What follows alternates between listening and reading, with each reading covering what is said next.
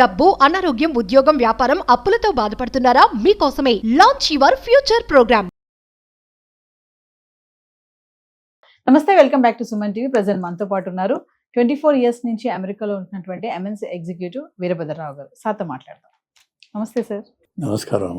Sir, ఇప్పుడు అమెరికాలో ఉంటున్నటువంటి సిటిజన్స్ కి వాళ్ళ పార్ట్నర్ కనుక రావాలి అంటే మరి గ్రీన్ కార్డ్ అనేది ఎంతవరకు ఈజీ అంటారు? ఆ ప్రాసెస్ ఎలా ఉంటుంది? వస్తుందా అక్కడ ఉన్నటువంటి సిటిజన్స్ కి వాళ్ళ స్పాస్ కి గ్రీన్ కార్డ్ అనేది? అమెరికా రావడానికి, అమెరికాలో సెటిల్ అవడానికి ఒక దారి ఏమో ఎంప్లాయ్మెంట్ బేస్డ్ ఇమిగ్రేషన్ అంటాం. సో ఉద్యోగం ఉంది నాకు కాబట్టి H1B, L1 రకరకాల అందులో వెళ్తాం. ఇంకొకటి వచ్చేసి ఫ్యామిలీ బేస్డ్ ఇమిగ్రేషన్.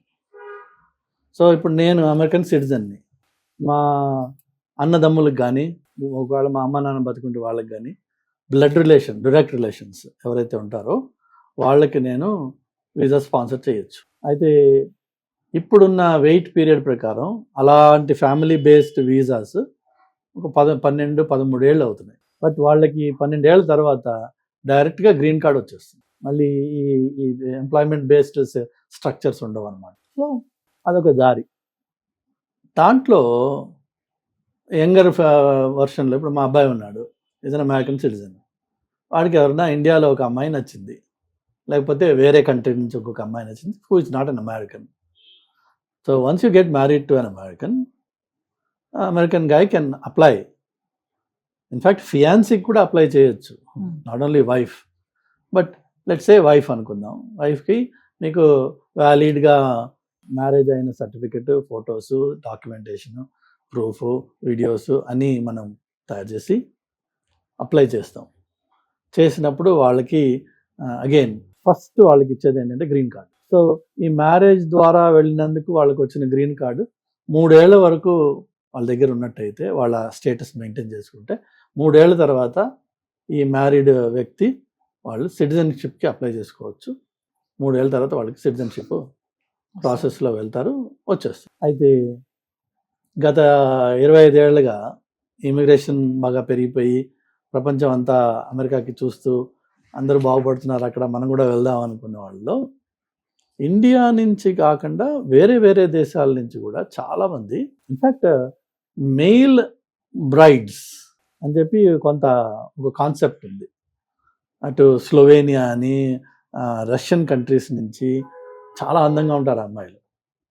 వాళ్ళని పెళ్లి చేసుకుని అమెరికాకి తీసుకొస్తారు. అది కొంత మంచి ఉద్దేశంతో చేసిన ఉండొచ్చు, కొంత తప్పుడు ఉద్దేశంతో చేసిన ఉండొచ్చు. బట్ నెవర్ ద లెస్ పెళ్ళి అనే ఒక పేరు మీద ఒక వ్యక్తిని తీసుకురావడం జరుగుతుంది. అది మగవాడు ఆడదానో, ఆడది మగవాడినో, మొత్తానికి స్పౌస్ తీసుకురావడం జరుగుతుంది. ఇంతకుముందు దీనికి మొత్తం డాక్యుమెంటేషన్ సబ్మిట్ చేసేస్తే 95% ఆఫ్ ద కేసెస్ ఆ డాక్యుమెంట్ బేసిస్ తోటి అప్రూవ్ అయిపోయాయి. చివరిలో ర్యాండమ్ కేసుల్లో ఒక ఇంటర్వ్యూ ఉండేది. ఆ ఇంటర్వ్యూ అయిన తర్వాత ఇదిగో నీకు వారంలో వస్తుందో, నెలలో వస్తుందో, మొత్తానికి పొమ్మనేవాళ్ళు, ఇంటికి గ్రీన్ కార్డ్ వచ్చేసారు. ఇప్పుడు ఉన్న పరిస్థితులు ఎలా ఉందంటే, ఇది ఆటోమేటిక్గా వీళ్ళు ఏదో పెళ్లి చేసుకుని వచ్చి అప్లై చేసినంత మాత్రాన నువ్వు వాళ్ళని ఆ కాగితాల బేసిస్ తోటే నమ్మేసి వాళ్ళకి గ్రీన్ కార్డ్ ఇవ్వాల్సిన అవసరం లేదు. ఆపండి. అంటే పెళ్లి చేసుకుంటే సరిపోదు. పెళ్ళి అనే తంతు, ఇప్పుడు ఇది పెళ్ళి నిజమైందా కాదా, గ్రీన్ కార్డు కోసం చేసుకున్న పెళ్ళా, నిజమైన పెళ్ళా, అది కన్ఫర్మ్ చేసుకున్న తర్వాతనే మేము ఇస్తాము. నిజమైన పెళ్ళి అయితే నువ్వు వరి అవ్వాల్సిన అవసరం లేదు.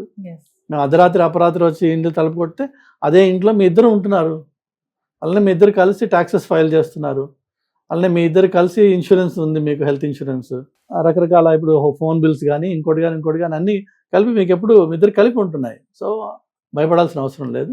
ఆడ ఏ ఎంక్వైరీ చేసుకున్నా సరే మనకి వచ్చేస్తుంది. అలా కాకుండా కొన్ని దందాలు నడిచాయి. Again it's immigration fraud.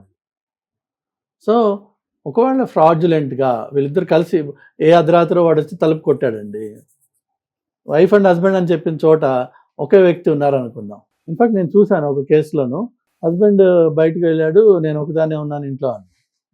Okay, వాడు ఓకే అని బయటకు వచ్చేటప్పుడు చూస్తే పైన సీసీ కెమెరా అది ఉంది సెక్యూరిటీ కోసం, బయట కనిపించింది వాడికి. మళ్ళీ వెనక్కి వెళ్ళి ఎప్పుడు వెళ్ళాడు మీ హస్బెండ్ బయటికి, ఒక గంట 2 గంటలు ఏదో చెప్తారు. ఓకే, మీ కెమెరా ఓపెన్ చేసి నాకు చూపించు అన్నాడు. అందులో లేదు.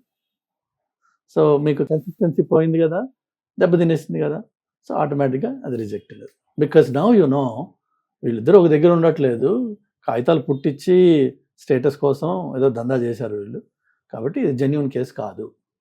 ఇంతకు ముందు ఇట్లా వెరిఫికేషన్ చాలా రేర్గా 100లో 1, 100లో 2 అయ్యేవేమో. ఇప్పుడు 10లో 7కి ఇన్వెస్టిగేషన్ అవుతుంది, మేబీ ఈవెన్ మోర్.